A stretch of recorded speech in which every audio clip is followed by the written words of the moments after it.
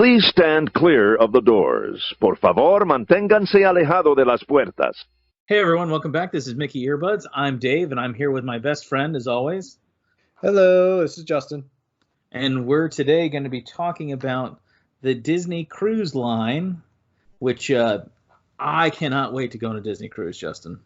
Whew, I can't say I blame you. I want to go, and if I can, you should be on the same boat with me. Metaphorically and literally.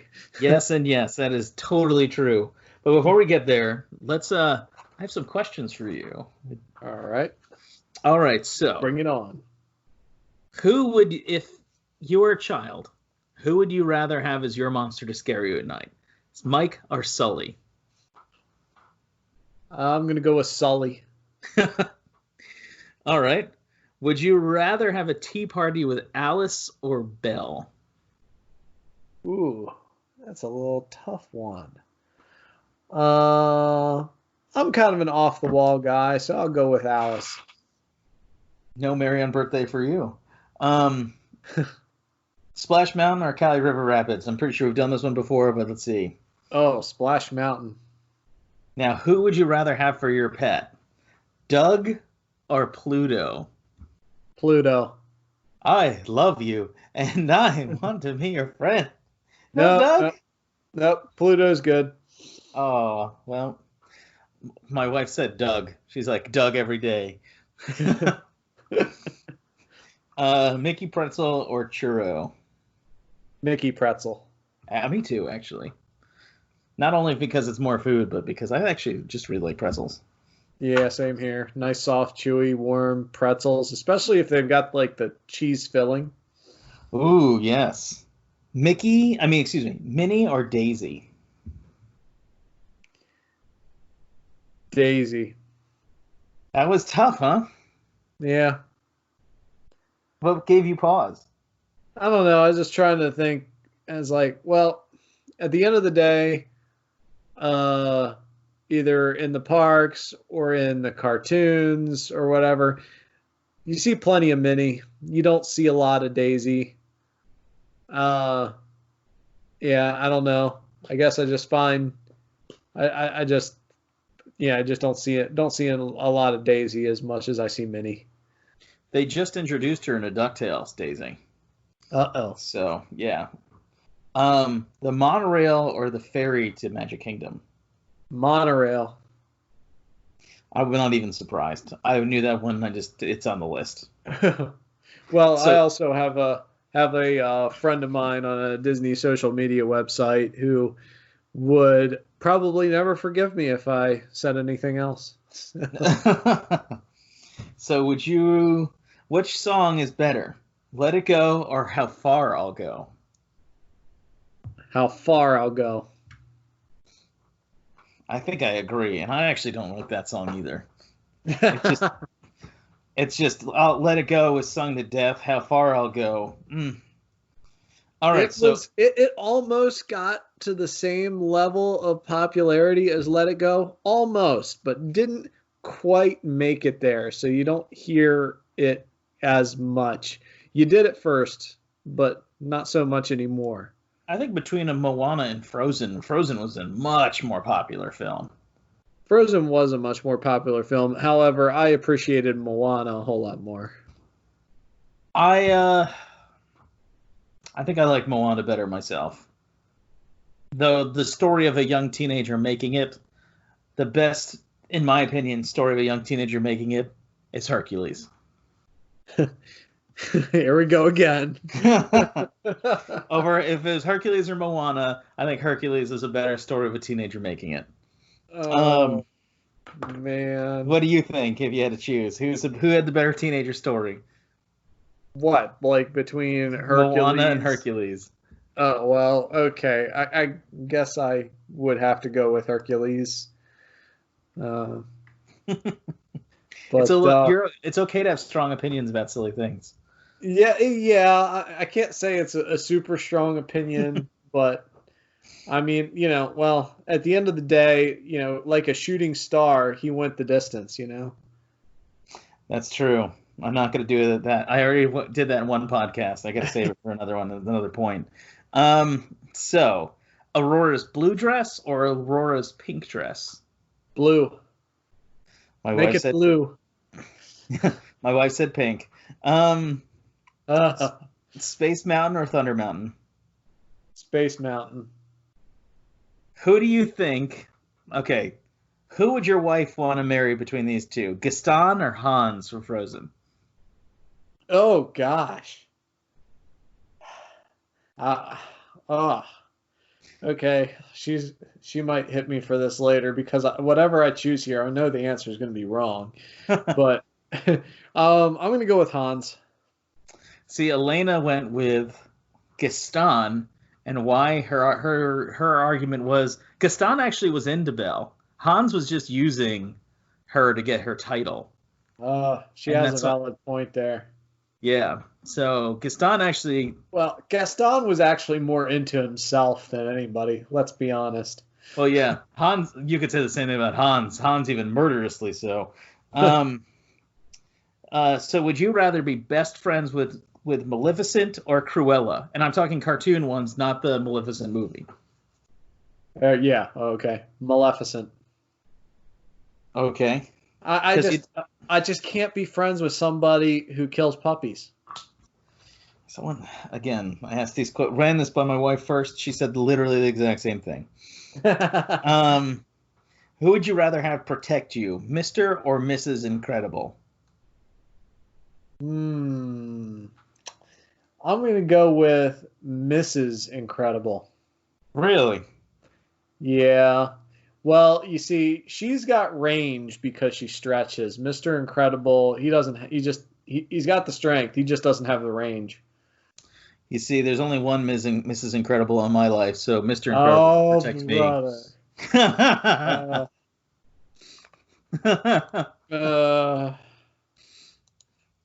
All right.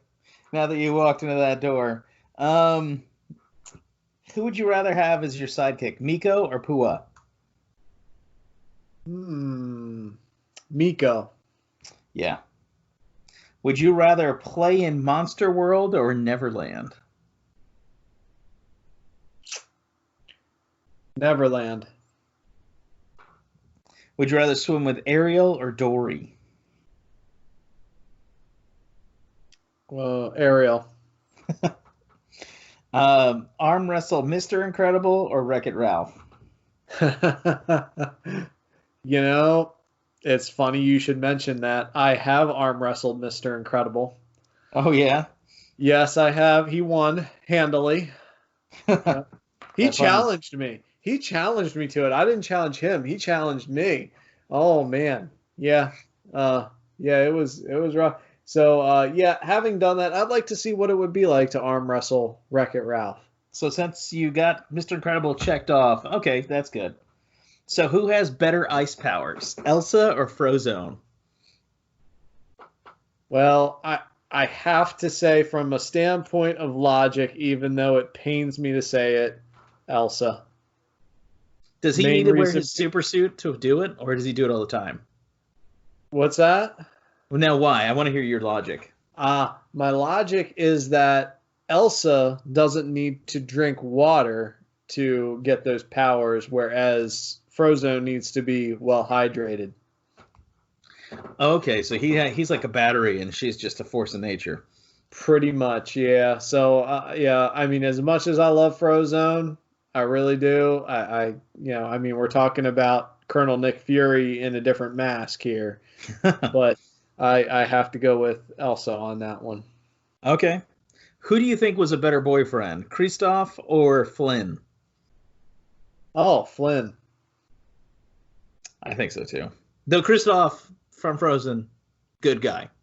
Yeah, decent guy. No problems there. No problems at all. If you had to buy a toy, who do you pick, Woody or Buzz? Buzz. Me too. That one hurts. Yeah, you hate to be that guy, but at the end of the day, Buzz was always my favorite Toy Story toy. Yeah, it also comes with my background too. I was always more of a space geek and not really into westerns. So, yeah. My children will have both Buzz and Woody. That's for sure. You know? Yeah, my children will at least metaphorically have both Buzz and Woody in their life. Yep. Yeah. Haunted Mansion or Tower of Terror? Tough call. I'm going to go with Haunted Mansion on that one. Okay. Slinky Dog Dash or Mine Train? Mine Train. I've not been on the other ones, so I'll have to take your word for it. The festival... Yeah, go ahead. I was just going to say the Mine Train has the advantage of the slightly swinging cars. And on top of everything else, I just think that the visuals in that are a whole lot better. And I mean, if you've ever been on it at night, it just gets better at night. So I've actually not been on it at night, only at day because it's impossible to get on sometimes. Last time I was at Disney, it was like a 2-hour waiting line, and it's been in the park since 2015, which I'm sure once Tron is open, though, the wait times at Minecart are going to be nothing. Yeah, along with just about every other ride in the park. I can tell you from talking to my friend who works at the parks, Cian said that Tron is going to be out of this world. We could talk more about that after the podcast, but yeah, well, I got a nice, just as long as it's not off the grid. Off the grid? Yeah. How about out of the park? You totally missed my corny joke there. Yes, I know. It's because you're on the game grid. Yeah. I had to think about it. I had a friend of mine ask me just the other day if I was going to be selling vegetables anytime soon. And I was like, "What do you mean?" He said, "Well, we got all that corn." Put on bum. Well, I think that's it for now. But these are so much fun. And they're really hard to find lists. Let me tell you. I need to just start making them. I know you make them sometimes. I just always find somebody's list. My favorite ones to find for you, though, are ones obviously done by, some girl who does these things. And so ask you questions like, who's the better boyfriend? Who's the better husband? You're good for putting me in that position. Cuter comfy. Cuter comfy. The only reason I bring that up is because I was editing that podcast the other day, literally last week, and I just was laughing by myself in the room, and my wife came over and said, "What are you laughing about?" I'm like, Justin, when I asked him would he'd rather be cute or comfy, he said cute. And she said, yes! She gets me. She does. I mean, we're both on the same mental wavelength there. And I said, why? And this is, us referencing ourselves. So that means you need to really listen to other podcasts. Because of the Hawaiian church. And she's like, yes, I totally agree. Yes. It was pretty good. So yes, Justin notably would rather be cute over comfy. So let's move into our topic now that we've talked about that, which today we're going to be talking about Disney Cruise Line. Now, I've been cruising, but never with Disney. Justin, you've gone cruising with Disney, and you've gone cruising on other companies too, right? No, I have only been cruising with Disney. I did some homework on this because I haven't done any other cruising. Haven't done cruising on Disney. When I've talked to people, they say, while it's more expensive, it's a better cruise. And having talked to you, without knowing that, seem to corroborate from your experience that it is a really great experience, right? Yeah, I would, to I guess borrow a phrase, call it the Cadillac of cruising, pretty much. It's got all the bells and whistles, with the exception of casinos, because a lot of other cruise lines are known for having, if not every other cruise line is known for having casinos somewhere on the ship, but on a Disney cruise, you won't find that. Yeah, when I've been cruising with Royal Caribbean before, and Royal Caribbean had a massive casino on deck. It also was completely smoking the casino area, and if you were anywhere near where the casino was, as somebody with mild smoking allergy, it was terrible. Yeah, it was like it was cooked into the carpet and into the machines. I wanted to see it because I've only been in a casino like 3 or 4 times in my life, and I walked in, I had like nearly an asthma attack, and I had to leave. So that actually, the idea that there are no casinos on the ship sounds so fantastic to me. So what I want to ask is, you are a Disney Vacation Club member. We've talked about that. We're going to eventually explain that a little bit more. But why did you decide, as opposed to using your Vacation Club points, that you wanted to go on a cruise? To like just pay for it out of pocket? Well, no. What made you say, you know what, I'm going to go on a Disney cruise as opposed to just another trip to Disney World? Well, in all actuality, we did follow up our Disney cruise with a trip to Disney World, like pretty much immediately after that. And then after that, we immediately followed up our trip to Disney World with our trip to the best place ever in the world, visiting you and your wife. So yeah, I remember that part in particular. But I picked it because, well, there was a couple of things going on. One is we were approaching our 4th anniversary when I scheduled that cruise, and I wasn't sure at that time where we would be with life, kids, housing.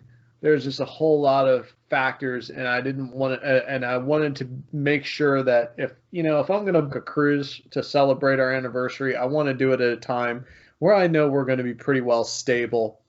And so rather than wait until our 5th anniversary, I just booked one for the 4th anniversary just to be safe. And it naturally came as quite a shock to my wife when I revealed the big surprise that we're going on a cruise. So that was the main thing. And just generally, I just always wanted to try it and see what it was like. So now I remember how this went down. You had come down for, Justin surprised me. I had just turned 30, and I decided I was going to be mopey the whole time. And my wife and Justin were cooperating with each other on having him come down to help me celebrate it, which actually was really cool. I figured it out because there was a hurricane coming in. But he came down. And your wife was mysteriously working on a puzzle, I'm sure. Yeah, well, yeah, that's a whole nother inside joke that we'll have to explain at some point. But Justin came down, of course, and when we went to Disney together, because my parents have ability to get us in relatively easily. And I already had an annual pass. Yeah, so we all went, and while there, I remember we went to Disney Springs, and you put down your first deposit on the cruise, like 9 months out, right? Was that about right? Something like that. Actually, if I put down a deposit, I didn't put it down directly with Disney. I probably did it over the phone with my travel agent. Oh no, you bought the passes at Disney Springs that you're going to need. That's what it was. That's what it was. We renewed our annual passes, and I bought those at Disney Springs. That's what it was. Yep. I think you'd got the information for it while there, though. No, actually, I would have gotten it beforehand. The reason you're probably remembering that is because I probably brought it up while I was with you guys, because I actually put the deposit down. Now that I think about it, I put the deposit down and booked the trip with my travel agent in September. Okay. Yeah. So September, oh my gosh, September all the way to, what was it, July or August? That's a long time to wait for something you've never done before. Yeah. I know that they say though for the cruising that you want to get that booked out sometimes over a year in advance. Sometimes people book them out 3 or 4. Yeah, well, pretty much like as soon as the itinerary is released for booking, right then you pretty much want to be on the phone with your travel agent if you've got one of those lined up, and I highly recommend it. But generally speaking, yeah, it's like itineraries available for booking. Do it now, pretty much, because that's the only way you're going to get your pick of availability. Yeah, those things fill up fast. They're very popular.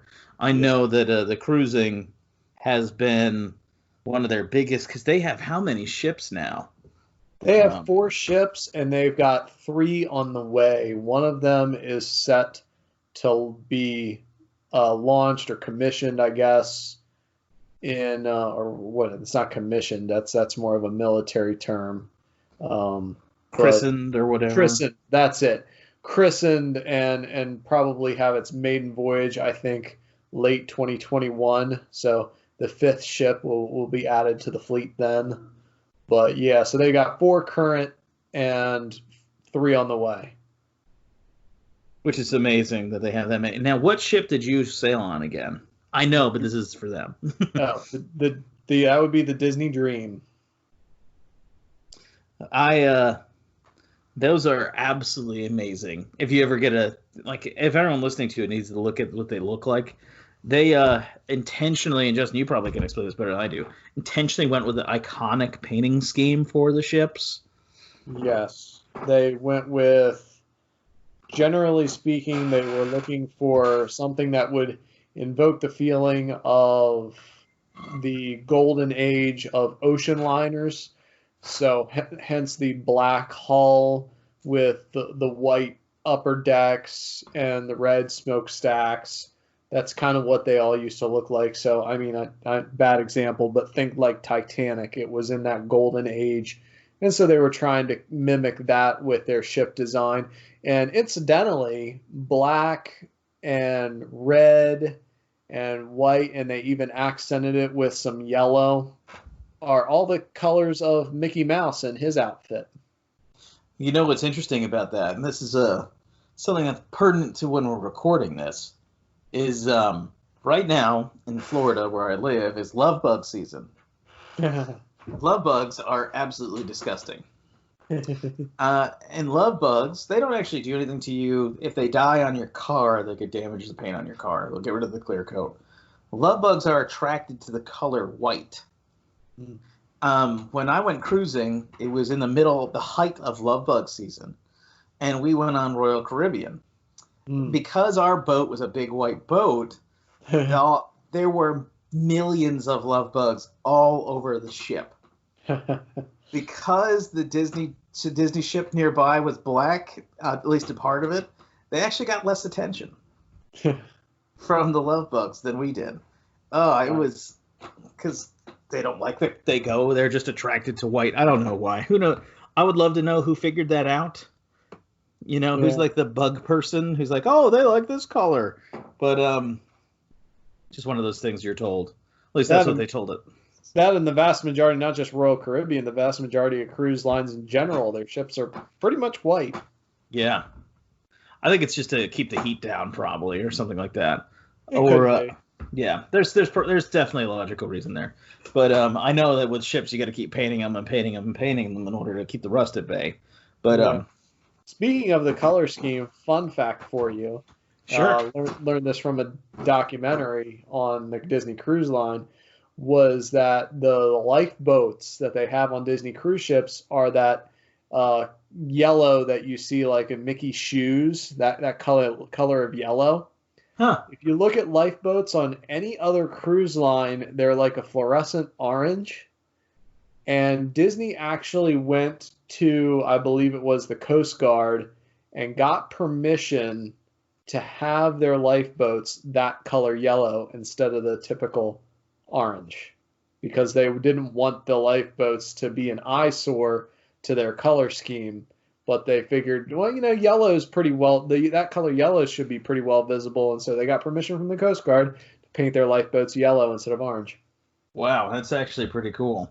So when you were on ship, what kind of room did you have? We had a veranda room, actually an extended veranda room, because it was on the aft deck of the ship.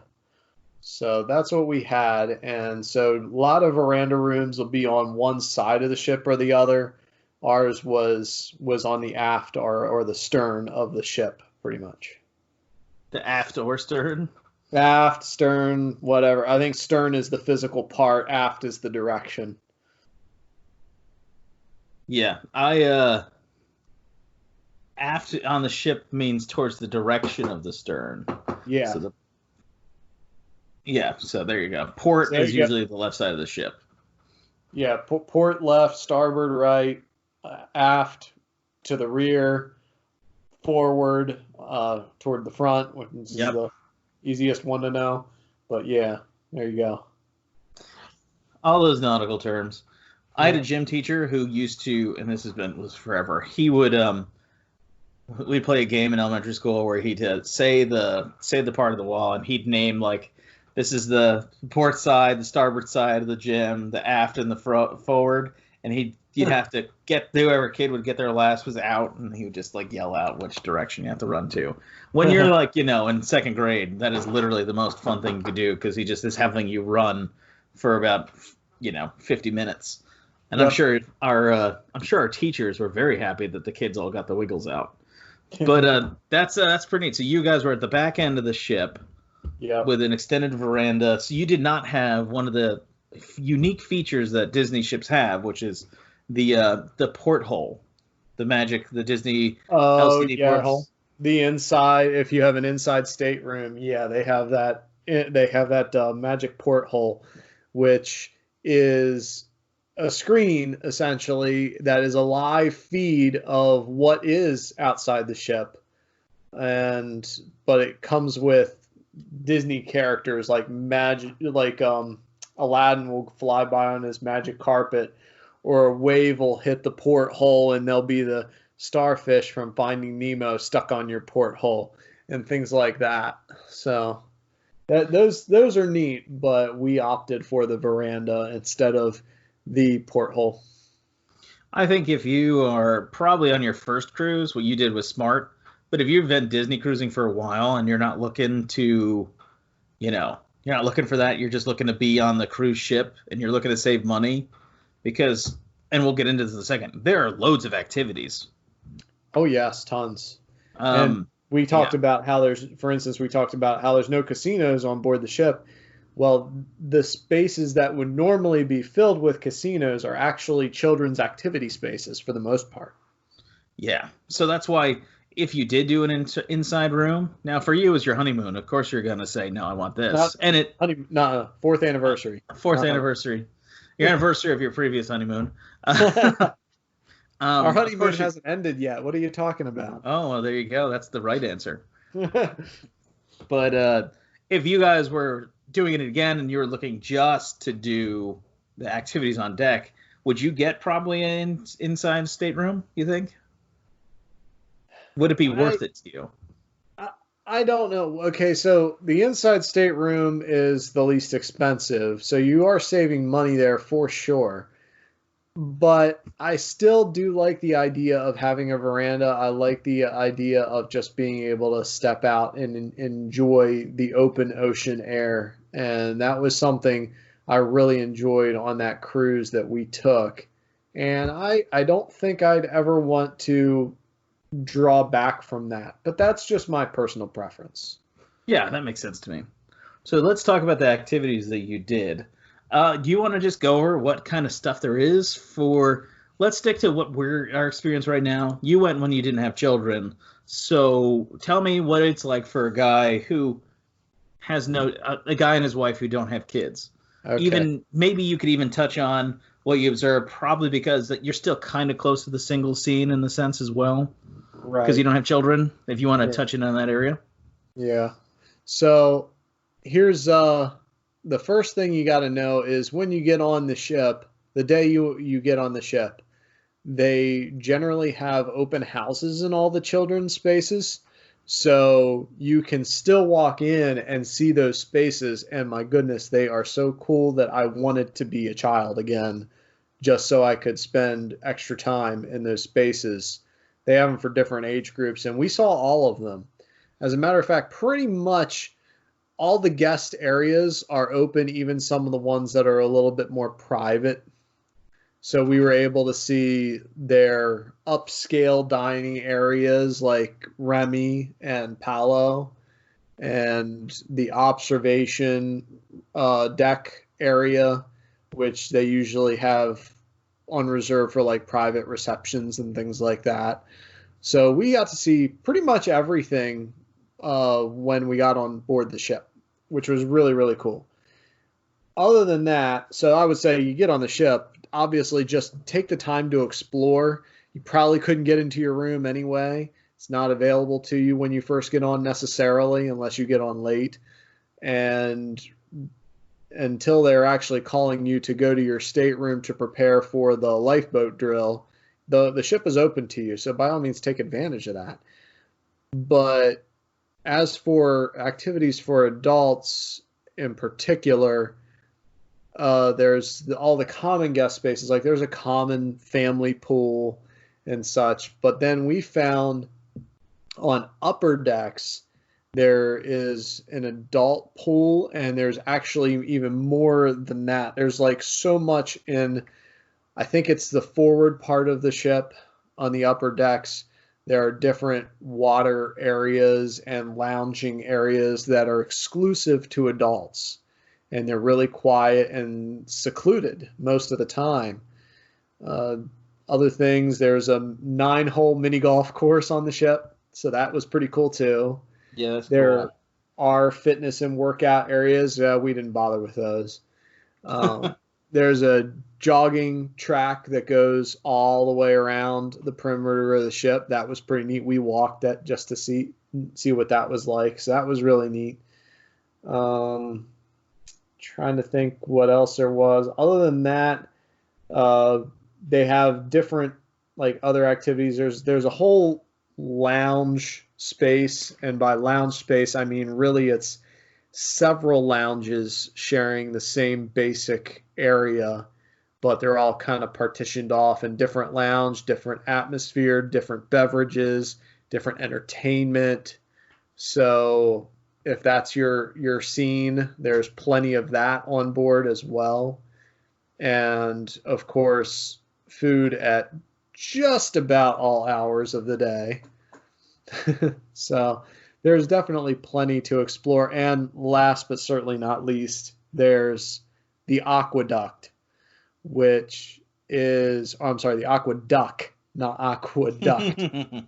But the aqueduct is their water slide. And on the smaller ships, the Magic and Wonder, it's actually an aquadunk because it's just like a real short slide down to the end. But on the Dream and the Fantasy, they're larger ships. It is a really long water slide that pretty much spans the ship. And at one point, pretty much as soon as you get on the water slide, it takes you off in a transparent tube over the side of the ship. So if you look down, you will see like you're straight down over the water for that split second that you're there. So it actually extends out over the side of the ship and then wraps the whole pool deck pretty much before splashdown. So that was pretty fantastic, and we got to ride on that a couple times. I've heard a lot. I was looking at things about it because I was trying to find a would you rather for cruising. And the only thing was the difference between the aqua dump and the aqueduct was the big thing. Because some people actually like the smaller ship water ride, I guess. Yeah. But that's really, really cool. You know, the audience will know it's been one of those things we've been talking about for a while. I generally don't eat before our podcasting. Today I did, so when we talk about food, I'm not going to be squirming here for once. You know, Justin, I think you were a little disappointed when I told you I had food this time. Just a little bit, because I was looking forward to how this one was going to go. Because Cruise Line, now, having been on other cruise ships, I will say on Royal anyway, food is the thing. Like the buffet is open almost 24/7. Is that the case? Did you find that to be a case that there was like, oh, food? Yeah, we've got that. Pretty much.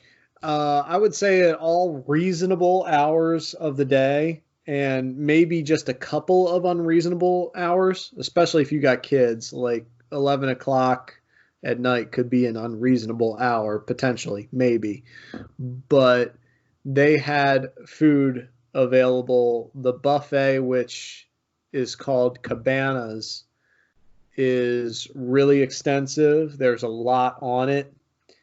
And then they've got the 3 rotational dining restaurants on top of that, which everybody goes to for dinner.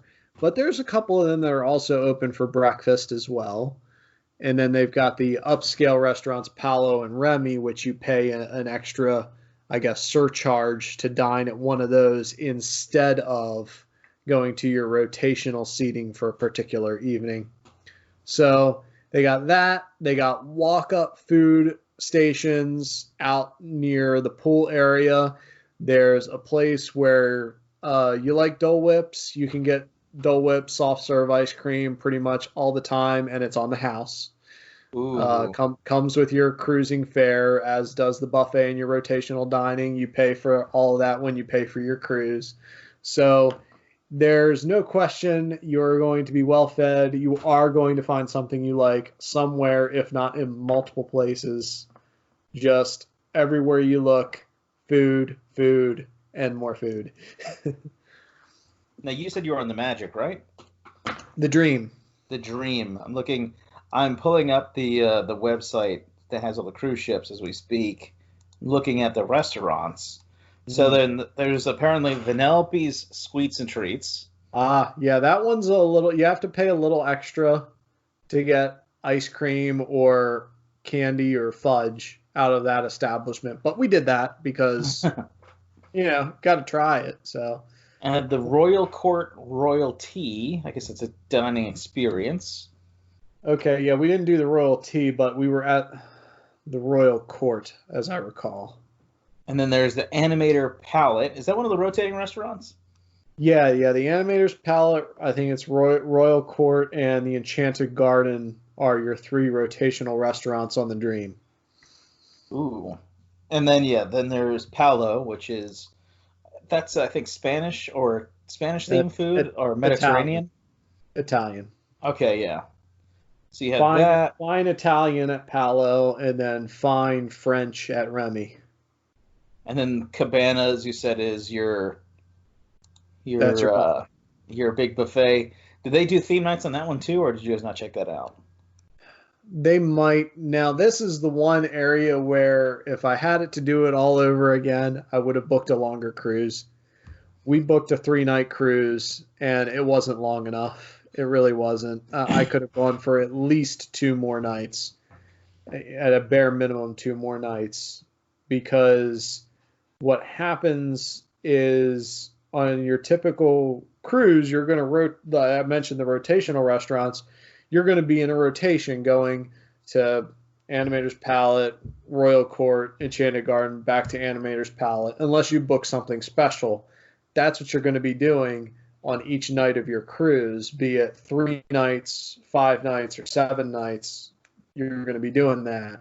The difference is if your cruise is longer, because you might think, well, if I'm eating the same food at the same restaurants all the time, it's going to get boring.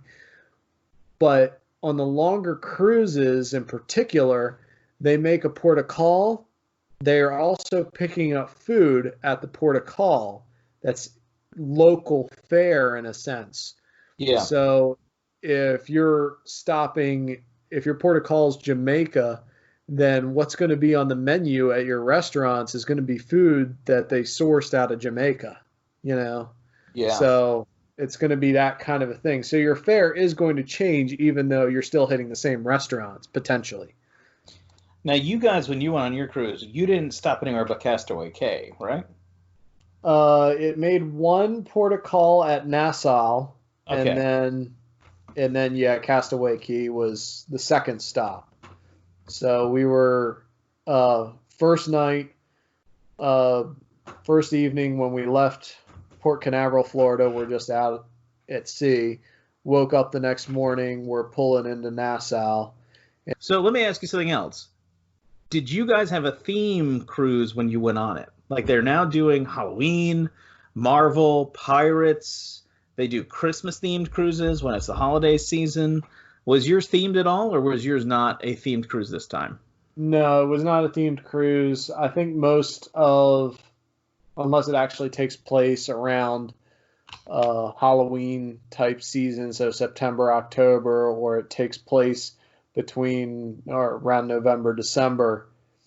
Generally speaking, the 3-night Bahamian cruises are not going to be themed.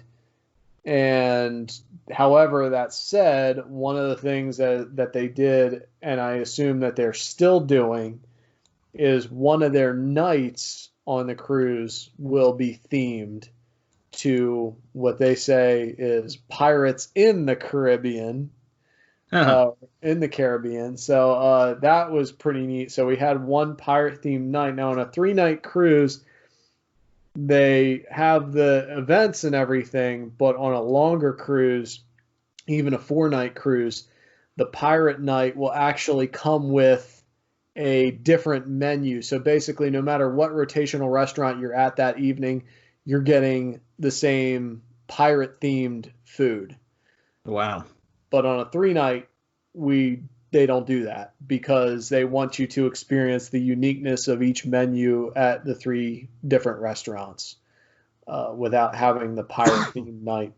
And from what we were told by cast members, they said it's okay, you're not really missing that much.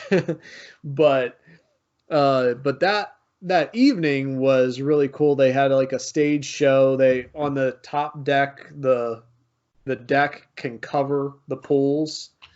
So they covered the pools and it made a nice seating area and staging area for their pirate themed show. Of course, Jack Sparrow came out and did a few tricks and said a few witty lines and things like that. So that was pretty neat. But that particular evening also concluded with fireworks from the ship, launched from the ship. Wow. Which, if you've ever seen fireworks at Disney World, not nearly as spectacular. So try to tone it down a bit there, but don't get me wrong, seeing fireworks out in the middle of the open ocean is quite fantastic. Seeing them launched off the ship like that, where just about no matter where you are on the ship, as long as you're topside, it's a good view. And it's kind of a really neat spectacle to see. And you're looking around at all these other ships out at sea, and it's like, are you jealous of us yet? Are you jealous of us yet? Because you can see the other ships floating out there in the ocean too. So, yeah, it was neat. That's one of the things that is so cool is that they allow that to happen, that people do that they have the fireworks. They can get away with that out there. Yeah. Would you do it again? That's the big question. I sincerely hope to do it again. One of the things is too I assume there's probably a similar program with other cruise lines. I don't know for sure, but with Disney, your very first cruise with Disney, you're a first-time cruiser. And then after that, you're in what they call the Silver Club. And when you're in the Silver Club, basically you get a chance to book your cruise and things on your cruise a little bit before all the first-time cruisers. And then once you get to gold level, which I think is something like after you've done 5 cruises, I think you go to gold. And there you get to book ahead of the silver and the first time cruisers. And then I think it's up to 15, you get to platinum or something like that. And then you get to book ahead of everybody. So you get the perks if you're a multiple cruiser. And so basically, yeah, currently I am a lifetime Silver Club member with the Disney Cruise Line. until we have done so many that we go to gold. But so that's a neat little feature they've got going there. Yeah, the idea that they give you the level ups, I guess, the new levels or the new thing, that's pretty neat. And I know that there are people on there who are like platinum members. Well, they actually they give them lanyards that show that. So if you're silver, gold, or platinum, you can tell sometimes because these people will be wearing lanyards with potentially their cruise credentials in a sleeve or something like that, carrying that around with them, wearing it quite proudly, I might add. So that was pretty neat. Yeah. Now, I'm looking online. Did you guys do the magnet on the door? Okay, so we had a couple of magnets. We didn't go all out crazy or anything. Like some people had some pretty fantastic magnets on the door. And like one of them was a Mickey hand holding a red lightsaber, and it said "Welcome to the port side." So that was a good one. But another one was they were clearly celebrating somebody's birthday, and whoever's birthday it was, they basically just printed out a whole magnet of that person's face. It basically covered most of the door. I was like, I feel so sorry for that person. You just walk by that door and it's like, there's their face, bam. But no, we had a couple of magnets we stuck on the door. One of them was from a trip to Hilton Head Island, so we stuck a Hilton Head Island magnet on our door. And another one I pulled off of our refrigerator at home. And that one was just a picture of a bunch of lobsters in a lobster tank like you see at some restaurants. One of the lobsters has a speech balloon next to it that says, "Who farted?" so I stuck that one on the door. But here's the neat thing. Since we are Disney Vacation Club members, even though we didn't use our points, anybody who's a Vacation Club member, they know who you are. They come by and they stick a special Disney Vacation Club magnet on your door that, of course, you get to take home with you. So that was pretty really cool. Yeah. Did you see any people's annual pass stickers on their doors? Annual pass magnets?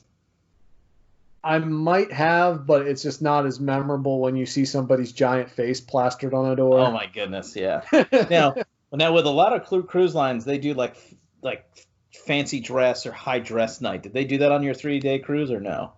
They kind of did, in one sense. I guess there was one night where they basically said, this is the fancy night, so wear your dress, wear your khakis and stuff like that, or whatever. But generally speaking, now this is a family cruise line. It's not. It's very family oriented, so therefore things are kid friendly. So it really doesn't matter what night you're going to see some people in those rotational restaurants that are still dressed in their jeans and their tank tops. They're typical. I just got out of the hot summer sun clothes. No matter what night it is. But then there's going to be other people that are definitely dressed in cruise casual. So if they're not wearing swimwear, they're wearing something that looks reasonably fancy, or something nice. Like I wore khaki shorts most of the trip, except for fancy dress night. I wore khaki pants. And we talk about my Hawaiian shirts. I wore a Hawaiian shirt every night. There's a couple of Hawaiian shirts I have that my wife has a matching dress, so we coordinated that way too on a couple of the nights. So that was neat. Right there, that's called hashtag relationship goals. Yeah. She bought those matching sets, the dress and the shirts and everything. I tell you, I don't think I could have ever been prouder of her in those moments. And then you got to get the baby one too. Oh gosh, yeah. We've talked about that. We picked out some previously. Usually at the Polynesian Resort Disney World. Yeah, they have them like on rotation there. Yeah, that's pretty neat. When I went cruising, I thought of you because there was a table of guys who always would wear different Hawaiian shirts every night at dinner. Yeah. Like everyone was dressed up and they'd show up in their Hawaiian shirts. It's going it's like 6 men coordinating. That's impressive. Like that's a different level. But there is so much we can go over. We didn't even touch on the restaurants, but I think we should call it here, and maybe we'll do a second episode where we talk about the food on the cruise ships, because there's a lot of places to cover. We just kind of skimmed the surface. What do you think? Yeah. Well, that's kind of the way this thing goes, especially in our introductory podcasts. Sometimes all we can do is skim the surface until we get down to the nitty-gritty later. Yeah, but it's just fun because we get to just talk about things that we love anyway. Now, like I said, you've convinced me we need to go on a big Disney cruise in the next couple of years. That will be phenomenal. Not in the immediate couple of years because our children are a little too young. But when they're not too young. Yeah, but don't worry, because we'll search the world, we'll face its harms. I don't care how far, we can go the distance. I already did that. You're gonna if you're gonna do a Disney song, you gotta do it through the whole thing. Or at least the final 20 minutes. But all right, brother, this was fun. We'll have to talk. We will talk more, and I hope you guys continue to listen in and just hear us shoot the breeze about Disney. We can't wait to see you there. I hope to see you in park. That would be nice. All right. Take care, everybody. See you real soon.